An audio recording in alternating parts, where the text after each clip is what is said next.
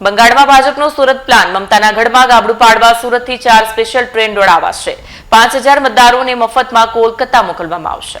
પશ્ચિમ બંગાળ વિધાનસભાની ચૂંટણીના જંગમાં મમતા બેનર્જીને હરાવવા માટે ભારતીય જનતા પાર્ટીએ માત્ર બંગાળમાં જ નહીં પરંતુ હજારો કિલોમીટર દૂર ગુજરાતના સુરતથી પણ મજબૂત વ્યૂહરચના કરી છે। સુરત મહાનગરપાલિકાની ચૂંટણીમાં જીત મેળવ્યા બાદ હવે ભાજપનું લક્ષ્ય બંગાળ પર છે। સુરતમાં વસતા લાખો બંગાળી કારીગરો ભાજપના પક્ષમાં મતદાન કરે તે માટે સુરત ભાજપ કાર્યાલય અને સુરત બંગાળી સમાજ દ્વારા ખાસ આયોજન કરવામાં આવ્યું છે। આ અભિયાન અંતર્ગત કુલ 4 સ્પેશિયલ ટ્રેનો દ્વારા 5000 જેટલા મતદારોને વિનામૂલ્યે પશ્ચિમ બંગાળ પહોંચાડવામાં આવશે।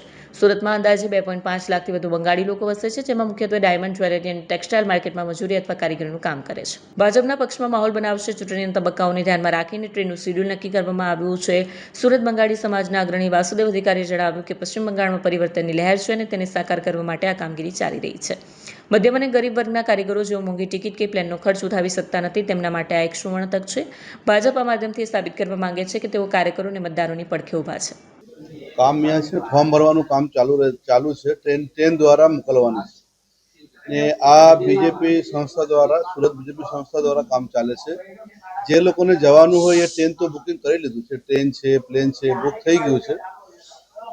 પણ અત્યારે જે ચાલે છે ને, જે લોકોને ટિકિટ નથી મળતું એ લોકો માટે કામ ચાલે છે। ટિકિટ જવાની છે પણ ટિકિટ નથી મળતું ને અહીંયાથી 100% અમે કોશિશ કરીએ છીએ ત્યાં જઈને બીજેપી સરકાર ભાજપને જ વોટ આપે ને ત્યાં મોદી સરકાર લાવવાની છે ને બધા જનતા બી જાગી ગયા છે। અહીંયા અબકી બાર મોદી સરકાર કરવાના જ છે।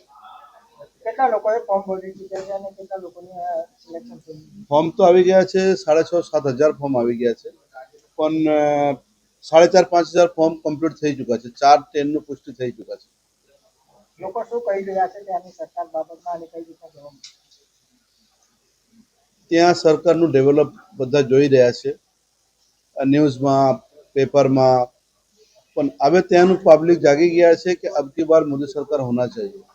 बाम ने 35 साल लेके गया, टीएमसी ने 15 साल लेके गया, इस बार राम को देंगे। राम राज्य वहाँ पे होना चाहिए। तो सब पब्लिक वहाँ पे जाग चुका है, जनता जाग चुकी है।